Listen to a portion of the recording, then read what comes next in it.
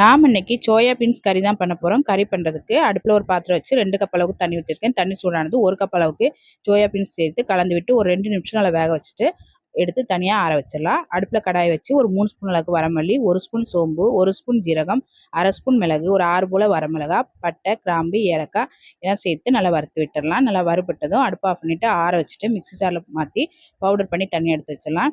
இப்போது மீல் மேக்கர்லேருந்து தண்ணி எல்லாத்தையுமே நல்லா பிழிஞ்சு எடுத்து தனியாக வச்சிடலாம். இப்போ அடுப்பில் கடாயை வச்சு ஒரு 2 ஸ்பூன் அளவுக்கு ஆயில் விட்டுருக்கேன். ஆயில் சூடானதும் ஒரு பெரிய வெங்காயத்தை பொடியாக கட் பண்ணி போட்டு வதக்கி விட்டுடலாம். வெங்காயம் நல்லா வதங்கினது இது கூட இஞ்சி பூண்டு பேஸ்ட் சேர்த்து நல்லா வதக்கி விட்டுடலாம். இப்போ இது கூட 2 தக்காளியை மிக்ஸியில் போட்டு அரைச்சி வச்சுருக்கேன். இப்போ தக்காளி சேர்த்து நல்லா வதக்கி விட்டுடலாம். தக்காளி நல்லா வதங்கினதும் இது கூட சோயா பீன்ஸை சேர்த்துக்கலாம். சோயா பீன்ஸ் சேர்த்து கலந்து விட்டுடலாம். அரைச்சி வச்ச பவுடரை சேர்த்துக்கலாம். பவுடர் சேர்த்து கலந்து விட்டுடலாம். 1/4 ஸ்பூன் மஞ்சள் தூள், தேவையான அளவு உப்பு எல்லாம் சேர்த்து நல்லா கலந்து விட்டுடலாம்.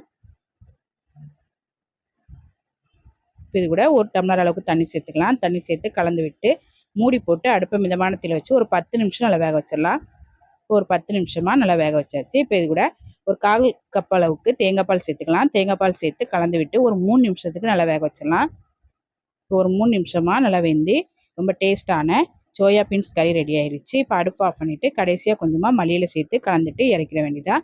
இந்த கறியை சப்பாத்தியோட சைடிஷாக வச்சு சாப்பிட்டா ரொம்ப நல்லாயிருக்கும். ட்ரை பண்ணி